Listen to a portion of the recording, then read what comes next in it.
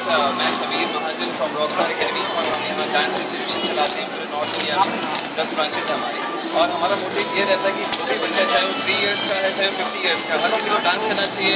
Fitness के लिए बहुत अच्छा है और हर 3-4 मंथ्स में हम अपने कॉम्पिटिशन करवाते रहते हैं। जैसे कि आप देखते हैं मल्टीप्ल शो है और इसका मोटिव यही है कि सभी को प्लेटफॉर्म मिले, हर किसी को सर्टिफिकेट्स, मेडल, ट्रॉफीज मिले, उनको नॉलेज हो स्टेज पर परफॉर्मेंस कैसे करते हैं और हार और जीत का उनको पता हो। और ये हम हर साल कम से कम 4 शोज करवाते रहते हैं और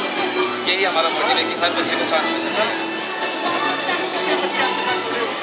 सर लगभग देखिए मैं और मेरे ट्रेनर्स कम से कम 24 ट्रेनर्स हैं यहाँ पे और हम सभी बच्चों को जो है अगर काउंट किया जाए तो अनगिनत है, कम से कम 20 से 25 हज़ार बच्चे जो है हमारे स्कूल्स में सीखते हैं और इंस्टीट्यूशन में जैसे मैंने बताया मेरे 9 ब्रांचेज हैं, more than 800 students are learning every day regular dance class, all forms, dance forms, 3 years to 50 years।